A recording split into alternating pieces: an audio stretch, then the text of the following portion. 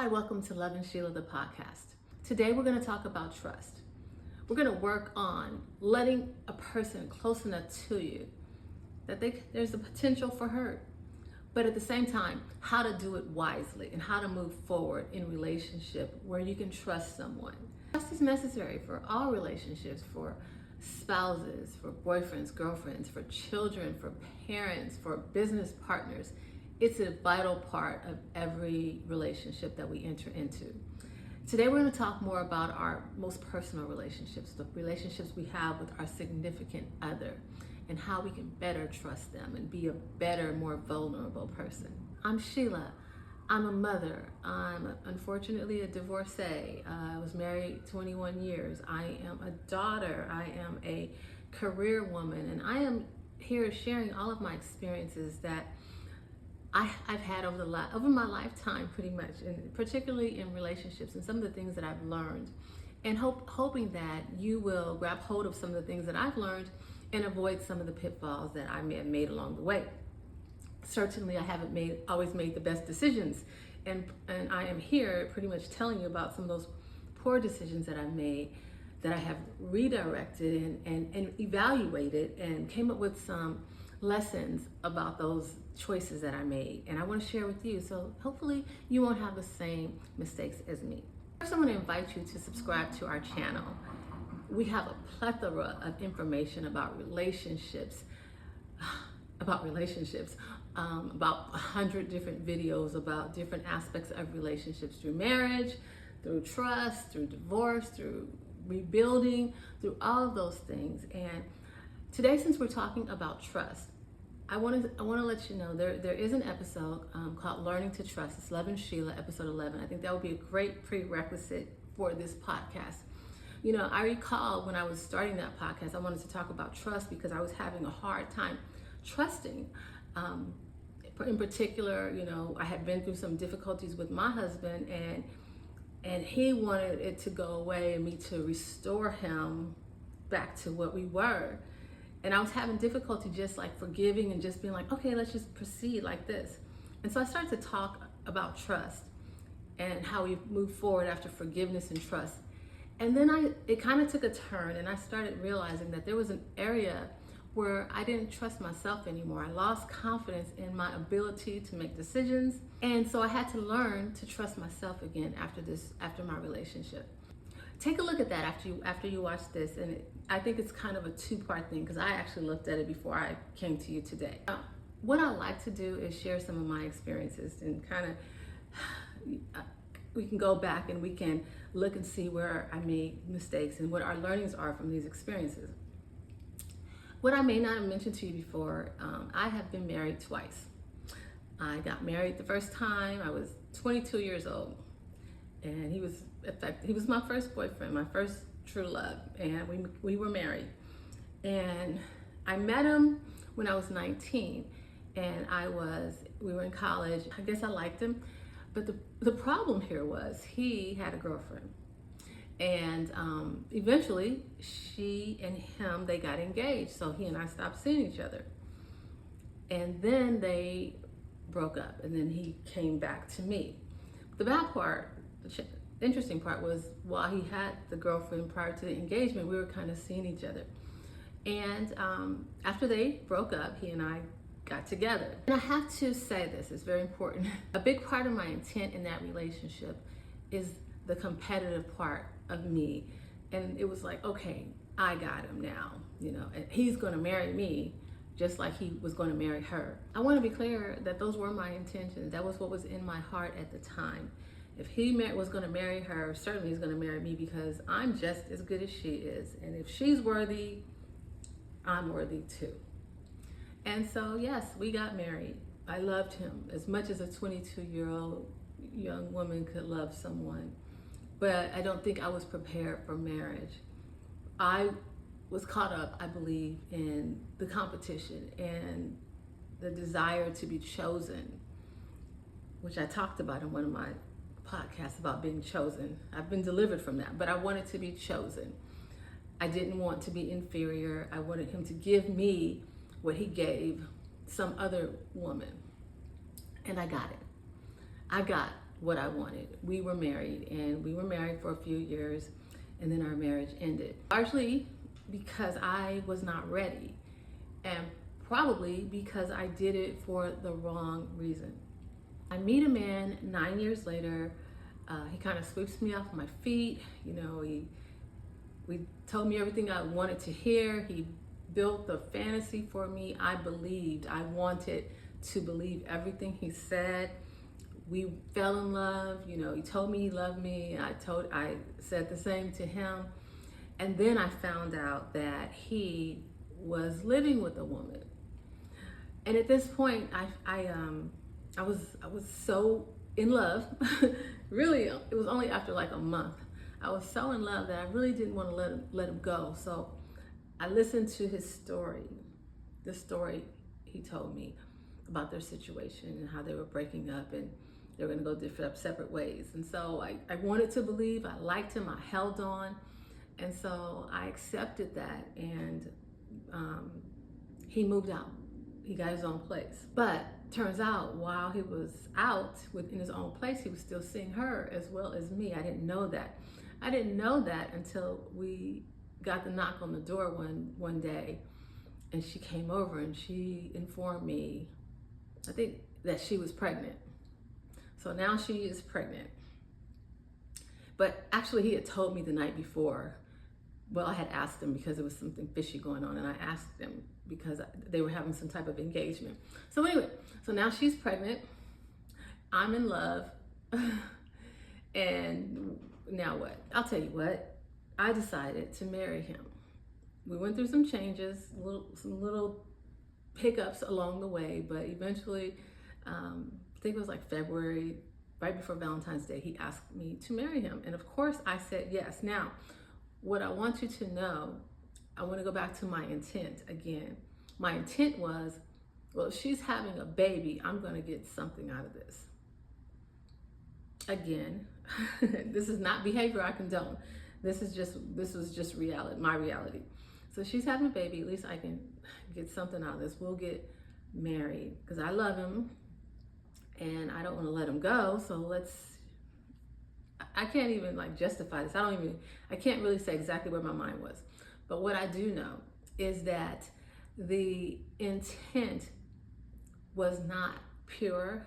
The intent was to get something, to be competitive, to not be inferior, to be on a pedestal, to feel worthy. That's really what I believe it was. So we got married in June, the baby came in July, and that's how I spent my newlywed years. Now, we made it work for over 20 years, but this is how we started. I want to talk about trust and trusting yourself and why we do things.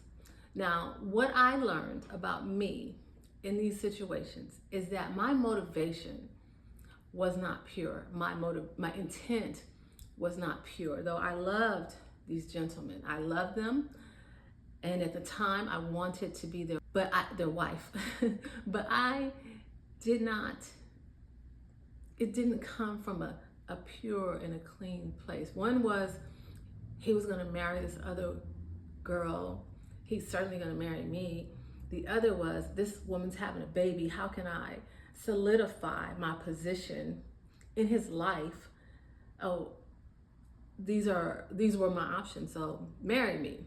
And so we got married. So I feel that my motivation was really rejection, or inferiority, or insecurity, all of which I hate to say, but the motivation didn't come from a completely pure place.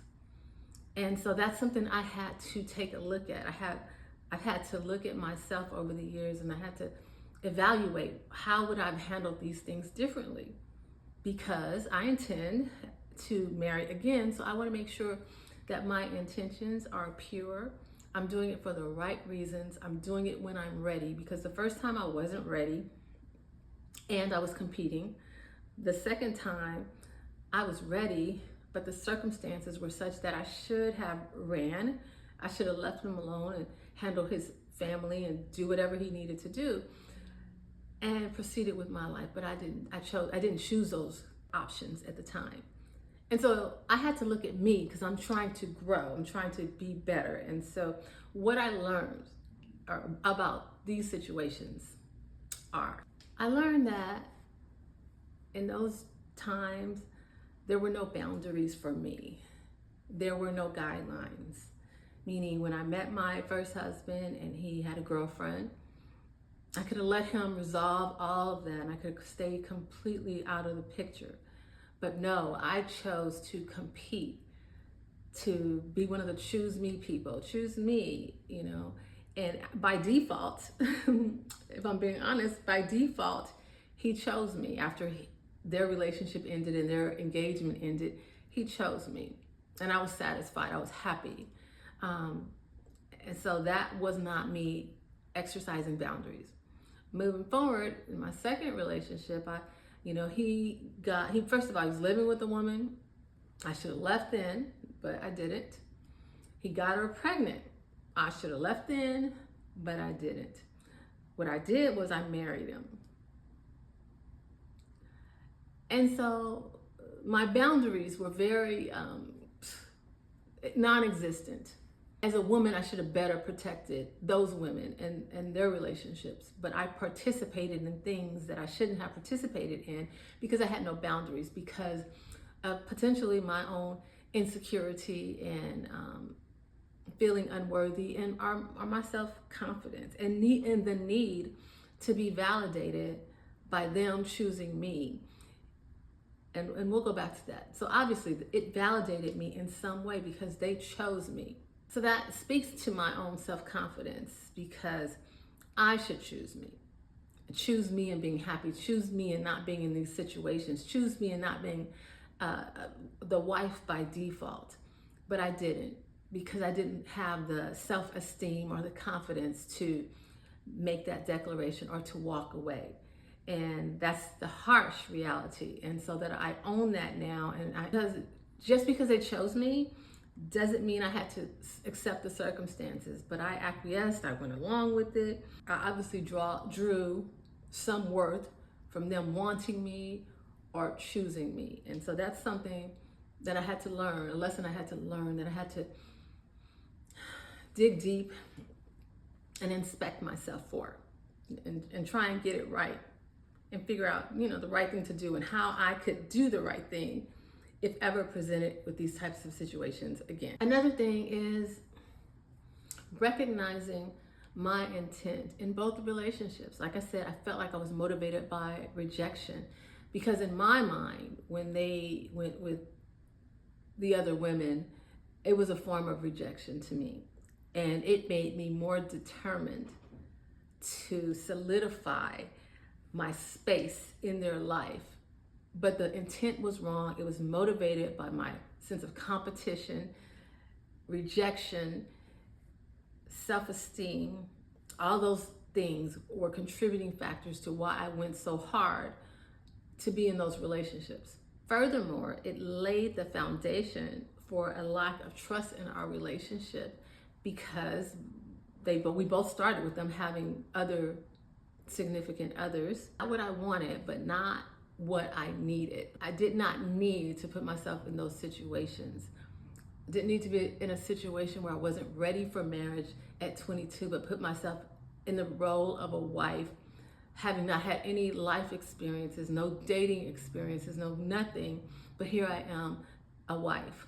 And I just couldn't fulfill that responsibility. For me, it was kind of like a trap, and and then the second time, I had to spend my first few months as a new stepmom, but pretty much that was how we spent the first few months of our marriage. So I got what I wanted, but those were not the circumstances.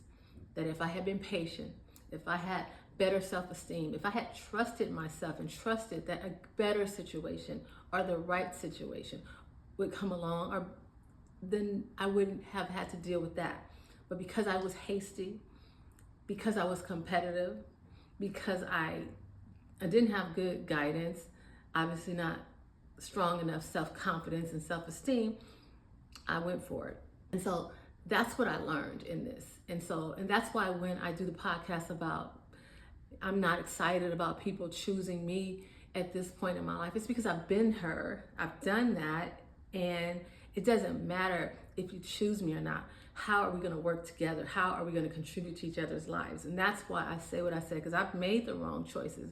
I've been with people for the wrong reasons, and it didn't benefit at all. So choosing me has no value to me, because now I've finally come to a place where I'm not validated by men choosing me, because I feel strong enough that I'm worthy to be chosen, that I would expect that they would want to, and I don't have to acquiesce or go along with every man who says he wants to be with me, because I have to take my time and make sure it's the right situation, and that I'm not just addicted to the attention, or addicted to someone desiring me, or addicted to the fact that I can get them.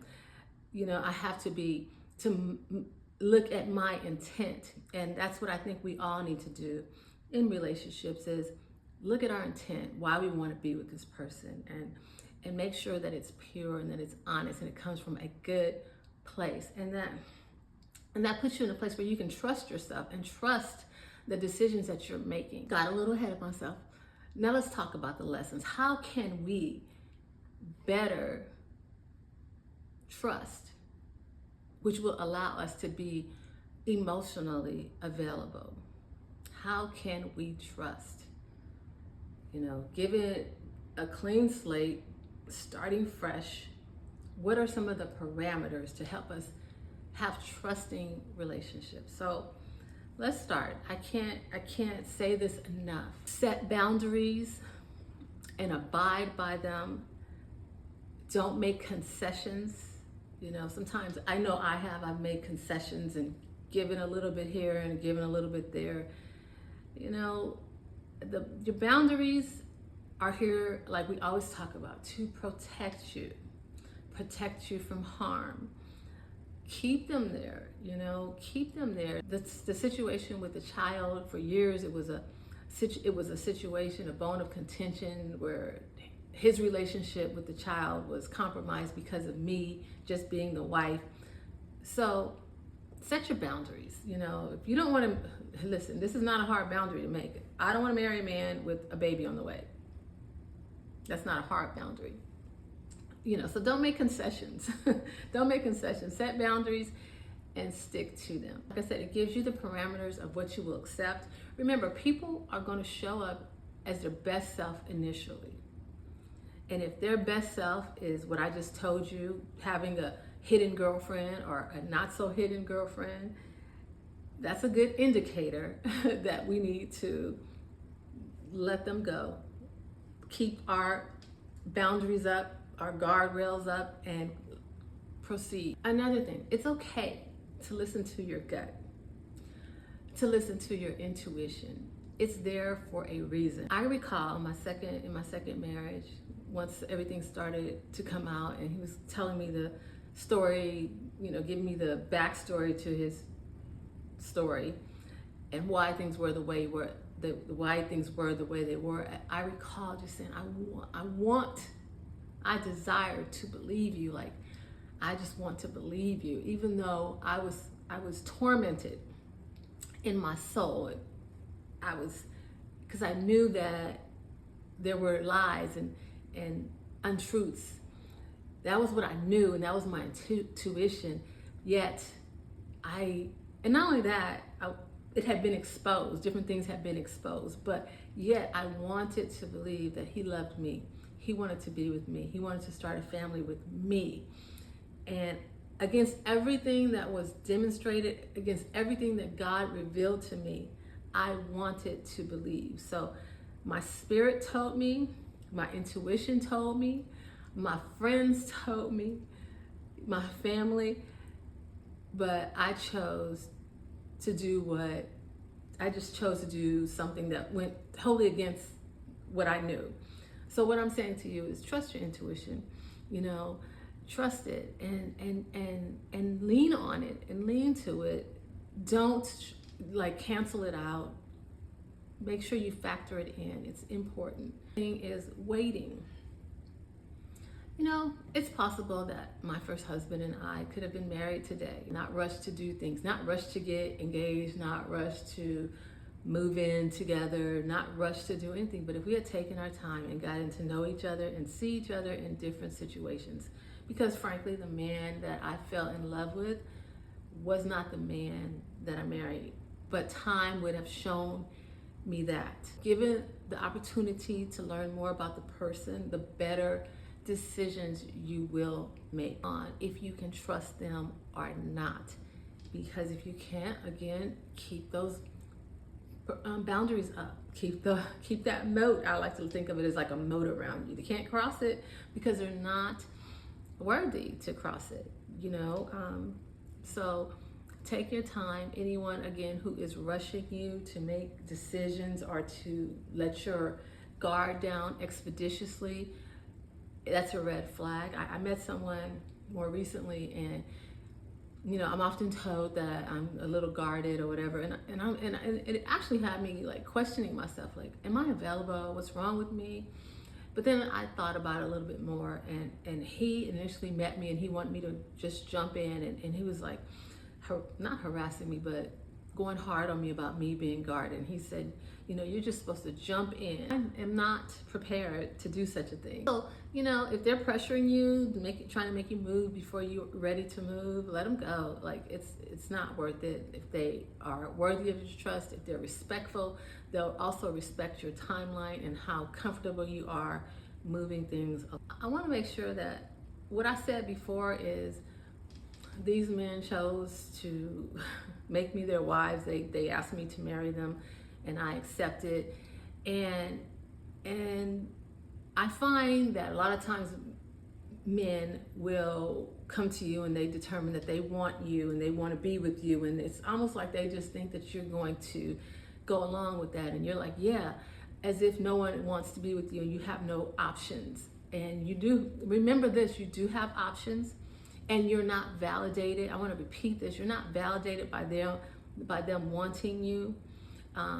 You are desirable. You are someone that someone wants. So make sure that this person is aligned with what your wants and your needs are, that they are respectful, and that they abide by your boundaries and respect your boundaries, because we're not a pick-me generation. We are a generation of women who are willing to be alone until the right situation comes along. Not the right situationship, but the right situation, the right person, the trustworthy person.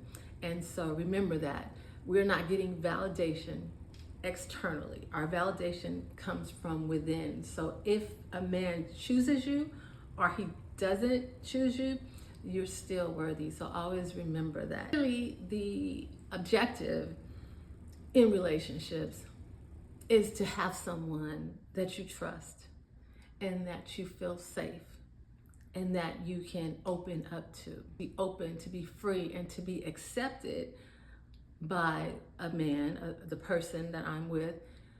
But you cannot, you just can't jump into it. You can't go too quickly. It's like an onion. There are gonna be layers, and you're gonna peel it back, and you're gonna work through things, and you're gonna share more, and you're gonna expose more, and you're gonna experience more. You're gonna give more of you over time, because we want to be in a safe place. We want to be open and vulnerable, and share everything. But it takes time. It takes building trust, and trust is earned, because character matters.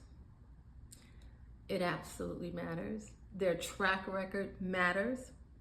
Their capacity, like we talked about before, capacity for love, their ability to love, their intentions, their understanding of you. Do they get you? It's important that we find someone who kind of gets us, who understands who we are and how we work. And it's important because that's that connection that we are looking for.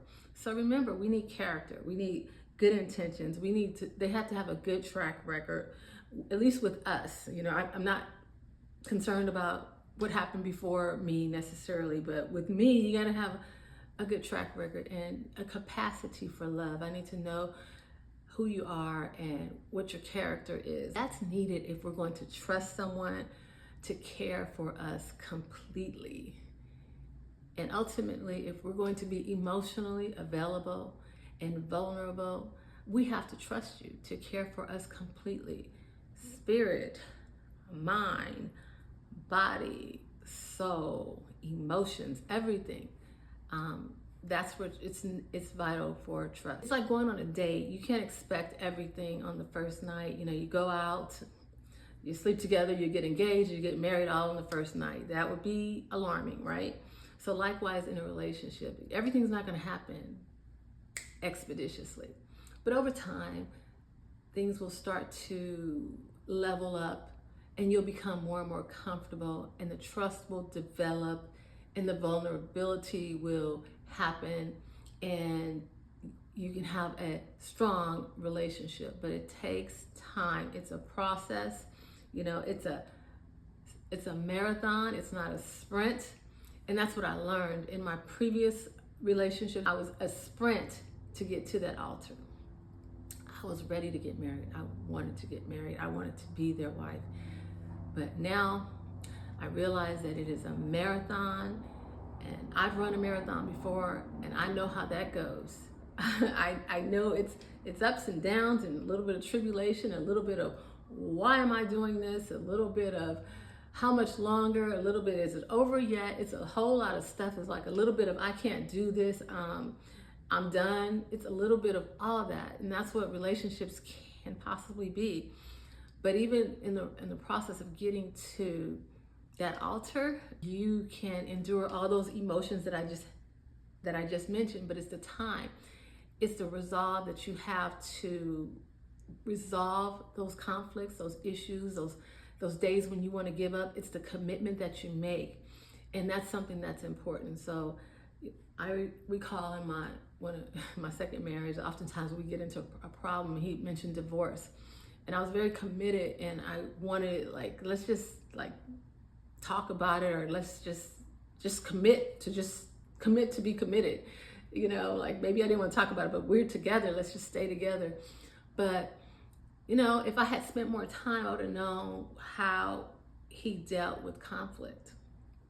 But I didn't know. And so we ended up in difficult situations because our conflict resolving styles were so different. So that's why I think it's important to take time. Dr. Cloud says trust is the fuel that moves us forward in relationship. It allows us to grow, to share, but lack of trust makes us withhold. We don't give completely. We don't show our full selves. So trust is foundational and the substratum for building good relationships.